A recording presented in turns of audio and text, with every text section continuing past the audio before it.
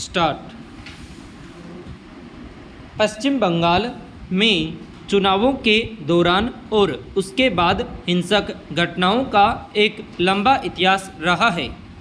विडंबना यह है कि इस तरह की घटनाओं की निंदा तो सभी दल करते हैं, लेकिन उसे रोकने के लिए कुछ भी ऐसा नहीं किया जाता ताकि हिंसा के हालात बने ही नहीं।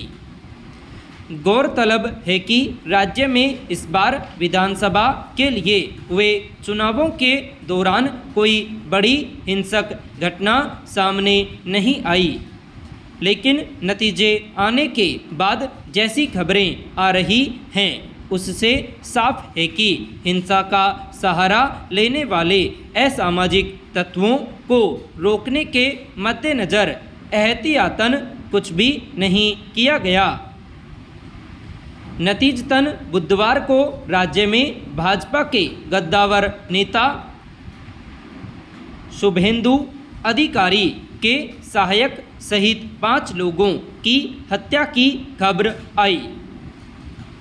इसके अलावा कई लोग घायल भी हुए।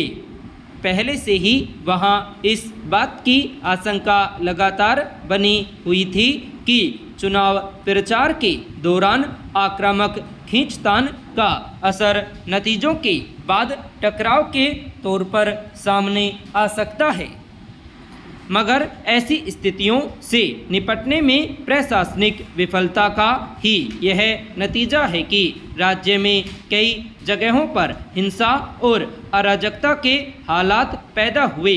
पैरा सवाल है कि आखिर किन वजहों से राज्य प्रशासन इस बात का आकलन करने में नाकाम रहा कि चुनावी नतीजों के बाद मुख्य राजनीतिक पक्षों के बीच का तनाव हिंसा में भी फूट सकता है।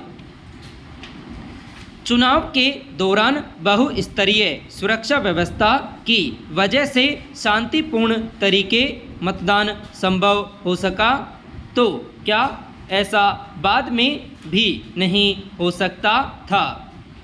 राज्य के चुनावों में एक समय ऐसे तनाव और टकराव के पक्ष अलग थे, लेकिन वहाँ की सियासी तस्वीर में समय के साथ हुए बदलाव के बाद अब वहाँ के 2 प्रतिद्वंद्वी दल मुख्य रूप से तृणमूल कांग्रेस और भारतीय जनता पार्टी है। करीब 15 वर्ष बाद वहां तृणमूल कांग्रेस के सत्ता से बाहर होने के बाद राज्य में कई जगहों पर सुरक्षा बलों की उपस्थिति के बावजूद हिंसक झड़प और तोड़फोड़ की घटनाएं सामने आई।